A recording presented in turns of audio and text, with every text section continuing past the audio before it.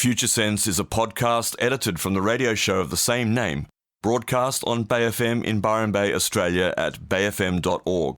Hosted by Nick Jeans and well-known international futurist Steve McDonald, Future Sense provides a fresh, deep analysis of global trends and emergent technologies. How can we identify the layers of growth, personally, socially, and globally? What are the signs missed, the truths being denied? Science, history, politics, psychology, ancient civilizations, alien contact, the new psychedelic revolution, cryptocurrency and other disruptive and distributed technologies, and much more. This is Future Sense. You're tuned to Future Sense here. It's 10:04 with Steve McDonald and myself, Nick Jeans, through to 11 o'clock this morning. We're talking today about some of the more complex aspects of human nature, and we've been referring to something called the 6 deep strata concept, which gives 6 layers that all impact human behaviour in some way. And the top surface level layer being a little bit like the tip of an iceberg that you can see sticking out the top of the water there, with the rest of the iceberg and a much, much larger portion, of course, sitting below the surface and unseen. And at that surface level, we see things like our human behaviours and actions, our words, and those things are influenced by the systems and structures that we create and the artifacts that we build, and all of those things are designed by the third layer, which is our mindset, and that mindset is derived from the fourth layer, which is where our deep value systems sit. And this fourth layer is the repository of what we call the different layers of consciousness that we talk about on this show. Yeah. And for people who are living within the value systems 1 through 6, which is referred to as the first tier of human consciousness, that fourth layer is sitting in your subconscious. It's essentially unseen and undetectable. Of course, you can learn the theory of it, and we can, in the first tier, we can get a sense of someone's mindset. We can ask them about their mindset. We can, of course, live within the systems and experience them. We can see the structures and artifacts, and we can certainly see people's behaviours and actions and listen to their words. So all of those aspects of human nature are fully present and available to us. But at this fourth layer, it's in the subconscious, and that changes when we shift into second tier. So we start to get a capacity to directly sense the frequency of those intelligences or value systems that sit at the fourth layer. And there's a dance going on down at that deep level between those value systems and our internal and external life conditions. So internal meaning our internal experience of life, external, our external experience of life, the physical material world. And we are responding to the complexity of those life conditions, which impacts which value system we're expressing at any particular time. And then even deeper still, at the 6th level of this 6 deep strata, is what I call the evolutionary impulse, which is this motion that works through us to cause us to want to move towards greater complexity or evolve. And of course, that's I guess you could say that 6th strata level is a bit of a philosophical question, which we're not going to deal with here, because some people might think that we're not evolving, I would imagine, and others that's exactly what we're doing, and that's the most important thing. And that itself, of course, is part of the mindsets that are derived from exactly the structures you're talking about. That's it. Yeah, that's exactly right. That's what makes it so funny. And of course, in mainstream society, I think the general feeling is that human consciousness hasn't evolved. I mean, people get a sense that we've obviously evolved from being hunter-gatherers and through the different paradigms, but the sense that human consciousness and our psychology evolves is what comes under the discipline of developmental psychology, which is still not really mainstream. No, that's right. Well, I mean, we hear many people of different intelligences, and I would argue on different layers, saying things like history repeats itself. We're always going to do that, or that human nature is somehow stagnant, doesn't move, and that our expressions from those systems within those unchangeable systems actually just create the same stuff over and over again. But we would argue that is not the case. Yeah, those people would be thinking from a flat 2D spatial concept of existence where everything's a circle, whereas if you pop that out into 3D, which is a more complex understanding, you get a spiral. So you do go in circles, but the circle is progressing up through. That's right. So each time you come to the same spot, arguably in that spiral above the previous iteration, there's a resonance there, of course there is, but you are not in the same place. That's right. There are echoes back, and we've just we started working through the different layers of consciousness and just looking at the driving themes that sit at this fourth layer of the six deep strata. We've spoken so far about hunter-gatherer, tribal, and egocentric or power-oriented. So we're up now to the fourth layer of consciousness, which relates to the agricultural era and the authoritarian mindset, which is a mindset that looks for a higher authority to provide a list of instructions as to how to live life appropriately. And so Claire Graves described the essential theme of layer 4 as sacrifice self now in order to get a reward later.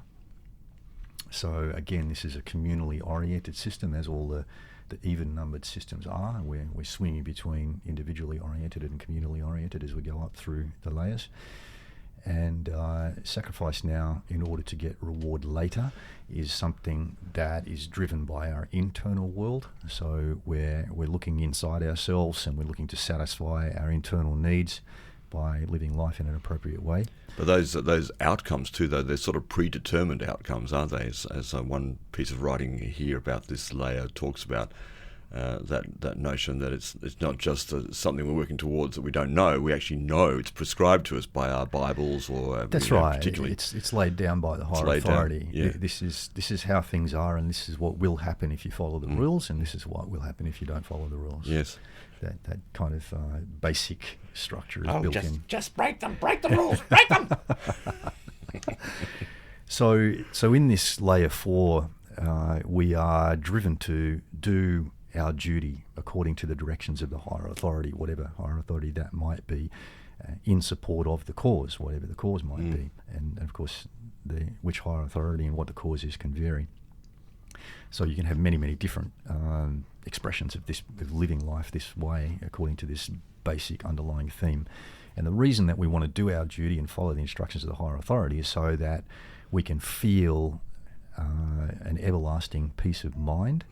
And that's because we have a saviour, which is the higher authority, who is saving us from the bad consequences, whatever they might be. And if we do our duty and live life according to the instructions, then we will be saved. Yes. And you might or might not, if you're living life through this particular layer and driven by these deep themes, you might feel driven to correct the behaviour of other people so that they follow the rules. Proselytising, and perhaps convert them to the truth, right, in a righteous kind of a way. So it's very much about living life righteously. Yes, it's interesting. One of the other sentences about this in what I have in front of me here: by following the rules and exceeding its given role, it will know the fundamental truth. It's almost like giving so much towards those rules, those prescribed rules, that you'll actually get in contact with the fundamental truth, which is, I guess, why many of the religions, when they go to those extremes, are called fundamentalist, because actually you become so embedded in your belief system around this that you actually believe this is absolutely the truth and there is no other truth, which is an extreme version. Exactly. I mean, it's where the expression "the true believers" came from. True believers, right? It's very rigid in nature. And very black and white. It's just this or that. And of course, we don't see it just in religions. We also see it in various political movements, you could argue. You could also argue in some expressions of environmentalism and social justice frameworks where this is the way it should be and why don't you get it? We must do this now and you are wrong. Yeah. And prescriptions. That's exactly right, Nick. And we're living at a time now where, as we're in transition between the global dominance and expression of the scientific industrial layer 5 value system and layer 6, this emerging paradigm, humanistic and community oriented, network driven.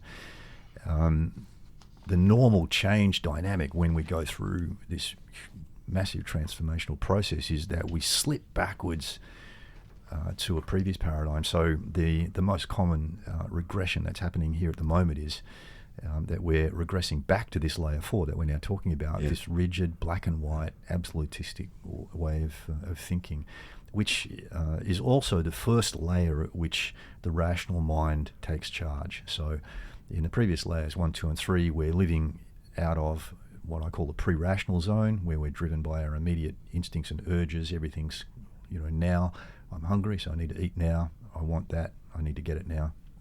And with layer 4, we see the completion of the development of the frontal lobes in the brain, which is sort of going on into late teens, early 20s at an individual level. And with that comes the rational mind, the rational-minded way of living, the capacity to think about cause and effect, to think about if then else. And it's interesting, as you're speaking, as the first layer in the rational bracket of value systems, the first mental place to go, I guess, in that seems logical on that layer is towards fear and anxiety about things that need to be solved. That there are issues out there are problems out there, and we need to come together in order to deal with these things which we are becoming very desperate about and fear-driven and anxious regarding. And it seems to me that's like the first layer, first sort of rational response to things in a way is from that place. I know it's, you know what I'm saying? It's true to say that we're transitioning from that fear-driven place into the rational layer 4. So the pre-rational is very much about all of our basic fears and instincts and urges. And we do, as we grow through layer 1 and layer 2, we're very much immediately trying to address those fears. So the fears of not surviving at layer 1, the fears of the world not being safe in layer 2, yes, and the fear of others having power over us or shaming us in layer 3. So we've got a massive foundation of fear sitting down there below this layer 4. Layer 4 is bringing the capacity to rationalise. Yeah. So and that can work in both directions. The rational mind can say, look, don't be afraid even though you feel fear because blah, blah, blah. God will save you. But the rational mind can also wander off to thinking about fear and generating it internally as well. So it does work both ways. Yeah. Yep. Layer 4, very much, as you suggested, very topical in the world at the moment, because as we're finding that our layer 5 values are no longer appropriate for day-to-day living, and our systems designed from layer 5 are no longer working very well, including our political and economic systems, then in that transition process we can't yet really see or grasp layer 6 as we're just beginning the change. It's a bit of a mystery. It's like we're setting off at sea into a fog.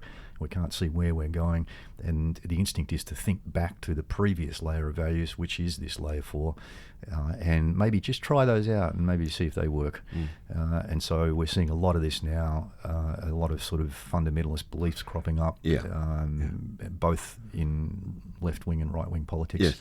And we're talking just before the show about as you think about the centre in politics, and then you go out, which we've traditionally called the left, the Democratic in US terms side of politics, and the Republican side to the right. But it's kind of like a circle, and as you go further left and further right, they both circle back around, and they meet each other somewhere. Well, it's an Ouroboros. It's a snake swallowing its own tail, clearly. Exactly, yeah. So the far left starts looking like the right, and the far right can even start looking like the left. And it's also important I wanted to say this too, because it means that it's kind of important if you're really trying to look at what's going on, if you're interested in this stuff, to see that sometimes what comes from the far right might occasionally have pieces of truth, even though you don't want to hear that piece of truth. If you happen to come more from the left and progressive side of politics, like certainly I do, I don't want to hear those bits of maybe truth from the right. And I imagine even hopefully some sort of people on the other side of politics might also feel the same about left. And I think that's an important movement that we're starting to see, is let's open up to different viewpoints, essentially. That's outrageous, Nick. This is contrary to the layer 4 instructions. Sorry. It's very clear. Didn't you read them? No, I didn't. I get a bit tired after, once I've read Genesis, I can't go further.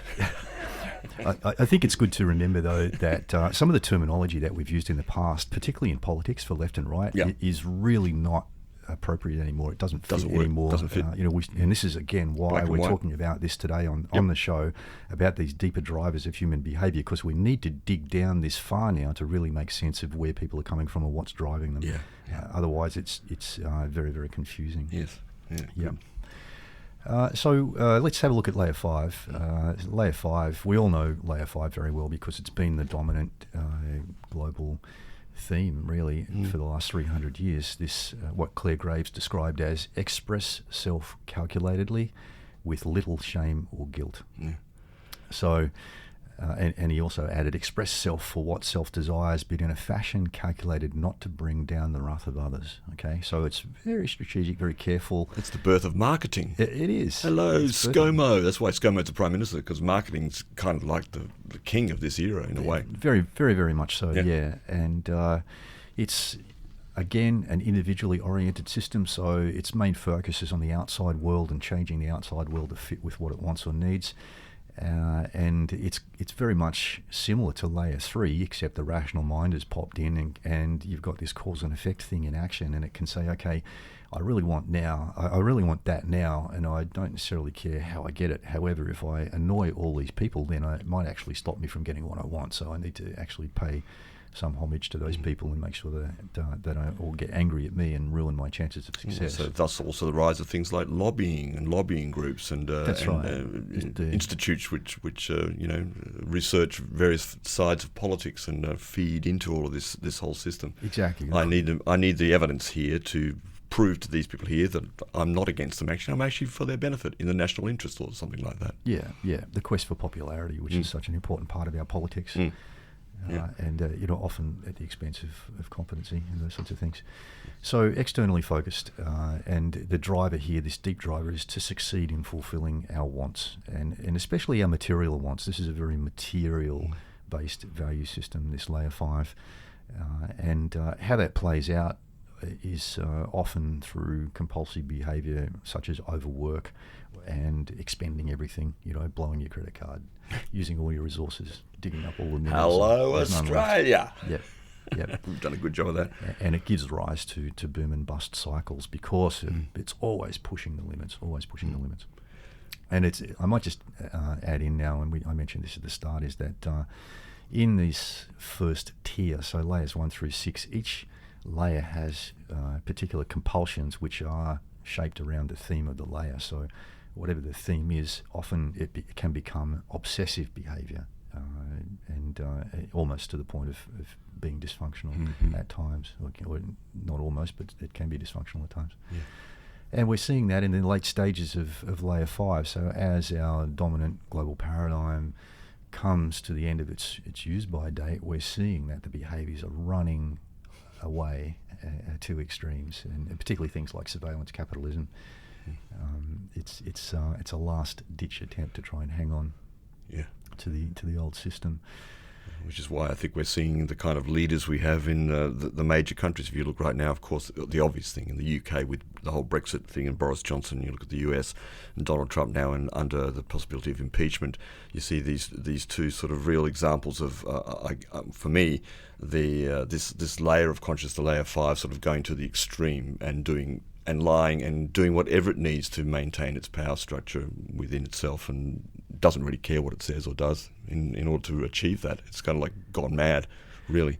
Yeah, it has, and it's all very complex. There are lots and lots of factors contributing to that, but one of them is that because our political system has slowly been degrading, and it's being less and less useful, and also less and less rewarding to be a politician, and particularly even financially rewarding compared to the money that's available outside of politics. Right. It's attracting different people, right? People who are actually being driven to become politicians for different reasons. Yeah. Yeah, so almost like being a politician is the first step to a real career in business of some sort or other, lobbying or wherever else they might end up, or an ambassador to some country. Yeah, or just to fulfil one's egocentric desires and be famous and well liked. And as you're speaking, we haven't mentioned today that much that each of these layers evolves to solve the problems that were created by the previous layer. So it's clear that in this era of the orange layer, of layer 5 in the configuration we're talking about in this psychological development model on a global scale, is that we are at a place where I forgot what I was going to say. Well, I was just going to jump in and say that you've used orange there as a label, and in the Spiral Dynamics book, they allocated colours to these different systems, and the colours didn't really have any particular reference, like they didn't represent any other system like the chakra system or anything like that, but they just chose warm colours to represent the individually oriented layers, and cool colours to represent the communal oriented layers, and orange was the colour allocated to layer 5. Yes, what I was going to say, of course, was the notion of problem solving that we've seen, and it needs to be acknowledged that this layer of consciousness we've been living in, the dominant paradigm for a couple of hundred years at least, has solved a lot of the problems that were created by the previous iterations of life on this planet. So it's done a good job of many things. However, it's now created a vast raft of new problems, including, of course, all environmental destruction, climate instability, and everything else, and social injustice that's rampant, and the inequality of wealth and the like.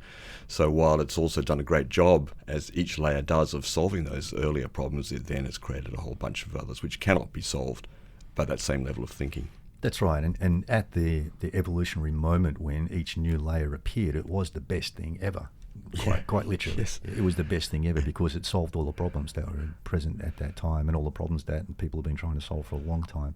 So it's easy to look back and criticise these layers from the present day, particularly layers 1 through 5, because it's clear now to see that as they've played out, they've provided their value to the world, and then they've slowly sort of decayed and started causing problems, which were the drivers for the actual change process to continue. Yeah. It's easy to sort of pick on the what seem to be the limitations here, but it's important to remember that when they first appeared, they were the best thing on earth in terms of human consciousness. You're resonating right now on Future Sense with Steve McDonald and Nick Jeans. Just gone 10:30 here on Future Sense, up till 11 o'clock this morning with myself, Nick Jeans, and Steve McDonald. Thanks for a couple of texts. I might just read this one out quickly for a comment. Good morning, gentlemen. I should say good moaning, gentlemen. Are we moaning? Hopefully that's a misspell there. Oh, moaning. Or a joke. More joke. Denzel Washington, says Shane, has a fantastic take on capitalism/anxiety, depression via some YouTube videos. Haven't seen them. Thanks for that. The current capitalistic world is driving us as majority followers to succeed in the money world, where we lose our true individual personality. Thinking to be normal is to conform to pleasing what is viewed as normal by the majority. Wow, that is such a difficult thing to describe in a condensed form. It's sort of like no one is wrong when everyone is right, says Shane. Yeah, is there a question there? Or no, there's not a question. Yep. He's Cool. just making a statement there. But thanks for Denzel Washington. It'd be good to check out him. I do like Denz. Yeah. Beautiful. Continue. All right, so we're working our way through the layers, and we're looking at the deep drivers, so the things that are really at the core of these different value systems that are driving our behaviour, and then those themes, those central things bubble up into the systems and structures that we design from different mindsets in our words and our actions and behaviours in everyday life. So understanding these central drivers is quite key and very, very important in today's world, where it's becoming more and more difficult to make sense of why people are doing certain things. Yeah. And to understand what they're saying. And we're up to layer 6 now, which is the emerging paradigm. So what we're seeing in its very, very early stages, not yet maturely expressed on a global scale, but a paradigm that's been around for a couple of hundred years at least, sort of started to show up back in the 1800s. At least that's where the evidence is situated. It may have been around a little earlier than that in certain parts of the world. And it's another communal system, so it's building upon the previous communal systems of tribal at layer 2 and authoritarian/religious at layer 4. And it's now a more complex expression of those similar themes of community and of being focused on our internal world and shaping our actions and behaviour in life to help us feel the way that we want to feel.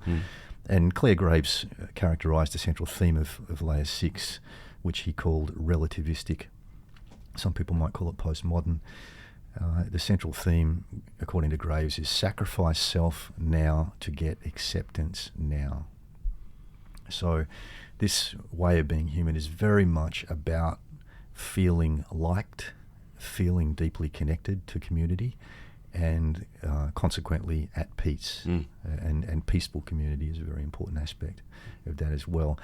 And it's also very much about getting that now, whereas if we go back to layer 4, the previous communal system, it's sacrifice now in order to get later, and that reward's always coming later. Yeah, that's a big difference, isn't it? Yeah, it is a difference, and that difference is really what drove the transition through layer 5. So people got sick of waiting for the reward.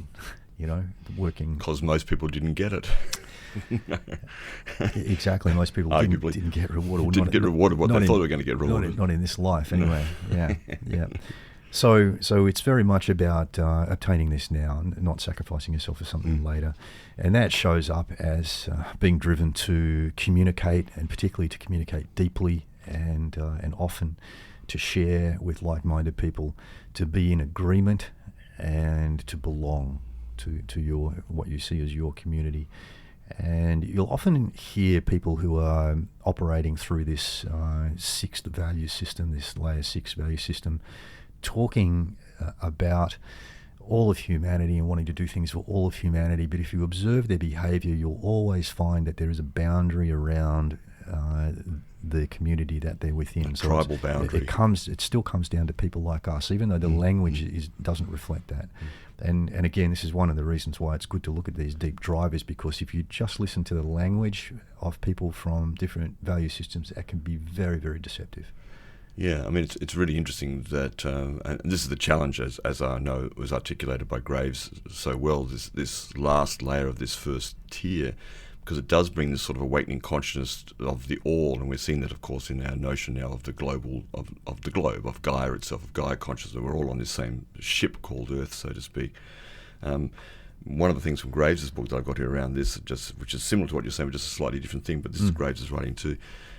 Man's the theme for existence at this level, is express self so that all beings can continue to exist, which is what you're saying there. Yeah. But actually, it's not quite true, because really it's still confined to one's particular tribal and agreement-based community, so to speak. That's right, and that most obviously shows up as conflict with other groups within society. And it is paradoxical when you listen to the language of people who are operating through layer 6. They'll talk in a very inclusive way, but then they'll separate themselves from other groups who are not living the right way. So just further to what he says here, just your comment on this, values at the 6th level come not from selfish interest, but from the recognition of the magnificence of existence and from the desire to see that it shall continue to be. To 6th level man or woman, the prime value is life, and thus he focuses on the problems that its existence creates. This is why the prime need is for existence of life, not self. And it is here for the first time that man is able to face existence in all its dimensions, even to the point of valuing inconsistencies, oppositions, and flat contradictions. That's right, and those contradictions come down to understanding what the central drivers really are, and the central drivers are to feel liked and deeply connected. And so if the people that you want to feel liked and deeply connected with happen to have a different opinion than the opinion that you had last week, then that can show up as you changing your opinion. Yeah. So good. Which is good to be flexible, because to close yourself down and make things black or white is not probably at this time the best intellectual posture to adopt in the face of the many challenges we have. It's part of the reason why this particular value system has come or attracted a lot of flack. It's come to the attention of many philosophical groups, and I'm particularly thinking of the Integral Movement and Ken Wilber, who really, really struggled to get his head around the nature of layer 6, because, and this is just my humble opinion, is Ken has never understood the deep driver, and the deep driver is to be liked and connected. The deep driver is not a particular opinion, not expressed as a particular opinion in favour of or against something or another thing. I mean, that's not subtle, but it is subtle, isn't it? For someone who's embedded in that place, to tease that out within oneself, one's ideals, one's beliefs about what you're actually doing and why you're actually doing it. It reminds me of a teacher I had years ago who said, what's your action designed to achieve, actually? What actually are you doing this for? Are you saying this for right now? Yeah. That's a very hard question to answer honestly for some people over some passionate interests, I would suggest. That's right. And, remembering that what we're talking about here, these deep drivers, they sit in the subconscious for people up to and including this layer 6. So it's not something that you can know and express. It's a subconscious thing. And consequently, it's strong reason why we're seeing the deconstruction of a whole bunch of things that have come out of the previous system, the scientific industrial era. We're seeing the deconstruction of science because people are acting from this deep driver of wanting to be connected and wanting to be liked. And that doesn't always result in sort of consistent attitudes towards certain things. And it does result in saying that, well, most of the people that I'm connected to believe this, therefore that must be right scientifically, which is actually not science. Yes, that's right. Yeah. It's a tricky thing, and folks, as always, and we need it at the end of the show today, but to always text in. We're always interested in your views about this and your own personal experience. 0437341119. Yeah, so having trekked through the 6 layers there so far in the show, and we will aim to touch on second tier before we finish, I just want to point out how useful it can be to understand these core drivers, and bearing in mind that they are things that are mostly hidden for most people, and they are things that might not be represented in a person's surface level appearance. So in their behaviour, in the words that they're speaking, they might not actually express these deep drivers, but if you pay attention to their behaviour, you might be able to sense that, okay, I think this person really needs something, driven by one of these layer 4 down in the 6 deep strata value system themes. And what I'm just going to do now is I'm just going to run through the 6 just posed as simple questions that you might ask yourself when you're faced with difficulty making sense of somebody's behaviour, your interaction with somebody, and you want to try and figure out what's really driving them. You can ask yourself, okay, does this person need to meet their basic survival requirements? Is that what's driving their behaviour? Yeah. Are they unable to live, and survive at the present, and they really desperately need something to make that okay?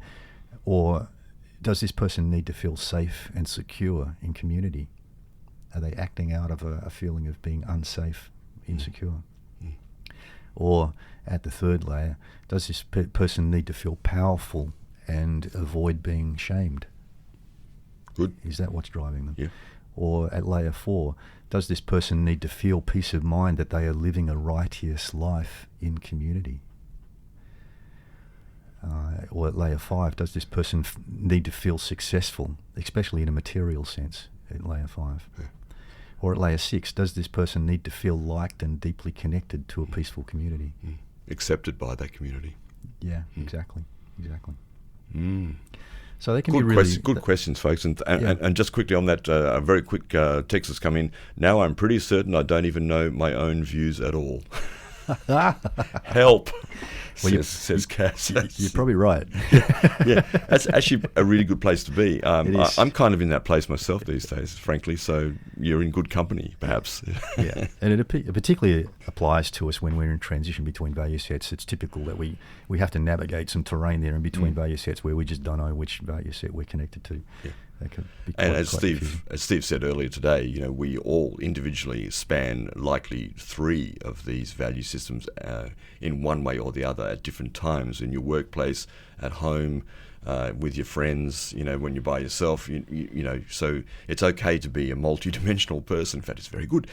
So you can receive the different parts of yourself, and I think this model is very useful in actually seeing how, as much as you're acting out of a certain layer, asking yourself those very questions, in fact, that Steve just mentioned before. A very valuable question. Yeah, and often it's useful to ask those questions in response to compulsive behaviour, where you can see someone's got an energy and they're being driven, and it may not come across as rational often. Yeah. There's something driving that may be unseen or unspoken or uninterpreted so far. Yes, very good. And of course, as we come to the transition from layer 6 to layer 7, that compulsive behaviour falls away. So things change quite significantly. And so we might take a break and come back and just touch on second tier. Indeed. And thanks for the other text just come in. Just another best show, brothers. Amen. Well, I don't know about that. Thank you very much. Keep up the good work out there. Loving us, because we love you. Bay FM 99.9. The most easterly station in the nation.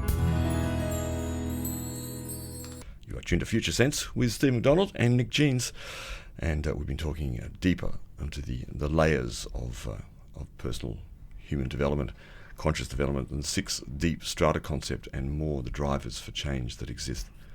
And we're going to take a little look at the second tier just to finish up today, yeah? Yeah. And I'll just give a quick reminder of what that 6 deep strata concept is before we just talk briefly about second tier. So we're talking about how everything from the basis of an evolutionary impulse through successive layers of our internal and external life conditions, so in other words, our total experience of life, our value systems, which are sitting at a subconscious level and then moving into a conscious level, our mindset, which is shaped by all those things I've listed so far, which then gives rise to us designing and creating systems and structures and artifacts, which are driven by our mindset. And then at the surface level, the way that we show up in the world, our behaviour, our words and our actions, and the relationship by all of those things, and how at the moment in this world as it stands, being so confusing and complex, and making it more and more difficult with all of the different people who are able to produce global media to figure out what's actually going on and make sense of which way we're headed. It's becoming essential now to drill down into these deeper layers which shape human experience to really understand what's driving people. That's very good. Just on point 3 there, just for my own clarity, I'm assuming you could substitute the word mindsets, for example, belief systems. Yes. Yeah, exactly. Yeah. So I think that's, on a conscious level, that's kind of exactly what you're saying. That's kind of where most of us get stuck. That's as much as we're conscious of. We're conscious of our belief systems, other people's belief systems, driven by these other the layers 1 and 2. Yeah. But those next 3 down, the core intelligences that drive it, they're driven by the internal and external life, driven by that evolutionary impulse. Those things are mostly unconscious for most people most of the time. That's right, mostly unconscious, yeah. And that does shift to some extent when we move into second tier, which we're just about to talk to right now. So I guess this transition from layer 6 to layer 7, Claire Graves called it a momentous leap. It is, according to what we know from our research, the biggest change in human nature that we've experienced, with no predecessor, and certainly the closest thing to it would be the moment when we first became human from whatever we were before that. So it's a big deal, and it changes things radically. I often call it a quantum leap in terms of the degree of change. And some of the key characteristics of it are that we open up to a multi-dimensional awareness. So we get access to sensory inputs that previously we just didn't have access to in layers 1 through 6. And while it's true to say that as we grow through layers 1 through 6, our perception does expand, and certainly our circle of interest and influence expands, our sense of self expands as we step up each one of those layers, the shift into 7 is just off the charts. And Claire Graves described the key theme. So we're talking now down at this layer 4 in the 6 deep strata, these subconscious drivers associated with the value systems. He described that in respect of layer 7 as express self now, but never at the expense of others, and in a manner that all life, not just my life, will profit. Yeah. That's beautiful. Yeah. Another way of expressing from another piece is live fully and responsibly as what you are and are learning to become. Yeah. And there is, as best we know, still only a very small percentage of humanity who are operating and living through this layer 7 value system. And that is connected very much with the complexity of life conditions. So we need those life conditions to be at a certain level of complexity. In other words, the challenges that we face in life need to be extraordinarily complex for people to have a natural adjustment, adaptation of consciousness. To meet them. Yeah. It's interesting that factor, isn't it, that we set ourselves these goals, these markers, these places which we haven't reached yet, and that actually drives us to reach towards them, so to speak. Yeah, that's right, yeah. And so it's fair to say that things need to get worse than they are right now for a sort of critical mass of people to adapt to operate out of this layer 7 value system. And that's very much about facing the enormous challenges that have resulted from first tier existence. So if we look back through human history and up to and including the present day, and we look at all of the challenges we've faced and all the difficulties that have arisen out of our own behaviour, and how those things are starting now to compound. So it's not just one thing in one place, but it's a whole bunch of things that are influencing each other to create very complex compounding problems. It's about facing those challenges, and I think it'd be fair for most people to say that people really have no idea how the hell we're going to solve these problems right now, and it's that tension exactly which is driving this big shift up to layer 7. And for layer 7, for that value set, it's really about solving those issues sufficiently to ensure the continuation of human existence and all other life on the planet according to natural cycles. And when we first bust into this layer 7, initially for us, it's very much about soaking up the new knowledge available through this multidimensional awareness. So all of a sudden, we quite literally have the capacity to read the frequencies of these value systems. So when we interact or observe another people, we can get a direct sense of which layer, in other words, which driving themes are acting there. And that applies also to a news story you might read about current affairs, and how that is being approached, how the main actors in there are approaching countries, individuals in that, and the reporting itself of those incidents. Yeah, and so with that natural capacity, it then becomes possible for us to apply solutions to problems that fit with the frequency of the human consciousness itself and the complexity of the life conditions. Bearing in mind that each problem that humans experience is an interaction between a certain complexity of life conditions, in other words, a certain degree of challenge, and the natural adaptation of consciousness to that degree of challenge, and the coded response that fits within that natural value system, which arises to address those problems. And so if we can directly read the frequency, we can understand and to some extent even predict human behaviour within those conditions, and we can provide solutions that are tailored specifically to fit with that person's consciousness and their way of making sense of the world. And that's a really new way of looking at things, basically. Instead of the sort of carte blanche, we need to do this for everybody and that's going to solve the problems, which is seriously deficient. That's right. So what has happened up until now is that whatever value system is driving the individual who's trying to solve the problem, they'll apply their own value set to solve the problem. And we've seen this time and time again, where one country's invaded another country and said, hey, what you really need is a free market system. Yeah, we'll give you one. And then it just hasn't worked because they're operating at a completely different level of complexity. A couple of texts, and thanks for texting late in the show. It doesn't give us much time to comment on it, unfortunately, but nevertheless, thanks for joining in. Great show. Yes, nothing is set in concrete, nothing stays the same, ever changing. Most people are in trauma that hasn't been named or worked through, whether this is life or past ancestral wounds, which sets off triggers. When we are not triggered by others' words or actions, is this higher consciousness? He or she asks. Interesting question. I think that is certainly a sign of progress and healing. So if you get to a point where you have no compulsions whatsoever, in other words, you're not being triggered ever, then that may well be a sign that you have transitioned into second tier consciousness at layer 7. Because that is one of the characteristics, and that goes hand in hand with an absence of fear as a major driver, and also an acceptance of every other value set. So you never have the feeling that, God, I really hate that person because they believe that, I want to stay away from them. I want to, those sorts of things. So you can accept. There's no rejection factor at all. So they're really three very key indicators of layer 7 and second tier consciousness: is the absence of fear as a driver. I'm not saying the absence of fear, right? But the absence of fear as a major driver.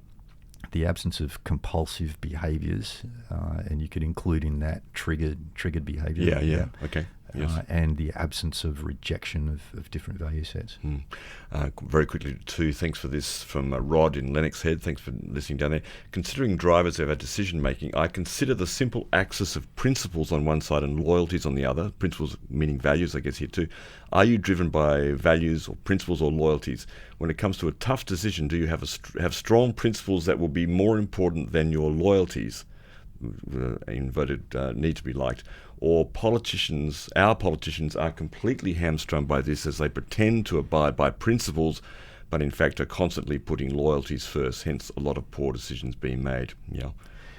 Yeah, I suspect what you mean by principles and loyalties there refers to an ethical framework, and those ethical frameworks relate specifically to the communal systems, so layer 2, 4, 6 here. In layer 1, 3 and 5 there is no ethical framework. In fact, those layers seek to bust out of those ethical frameworks, and so that's why a layer 5 politician might look different and odd and perhaps wrong from that perspective. Have to leave it there. Thanks for joining us here on Future Sense from me, Nick Jeans, and from Steve McDonald. Yeah, thank you very much. And we'll be with you next week. And you can check us all out on futuresense.it, where you can, it's a portal basically to the podcast, edited podcasts of this show, available a couple of days after each show, or from the Bay FM website in its totality, including the music. Thanks for joining us. You've been listening to Future Sense, a podcast edited from the radio show of the same name, broadcast on Bay FM in Byron Bay, Australia, at bayfm.org. Future Sense is available on iTunes and SoundCloud. The future is here now. It's just not evenly distributed.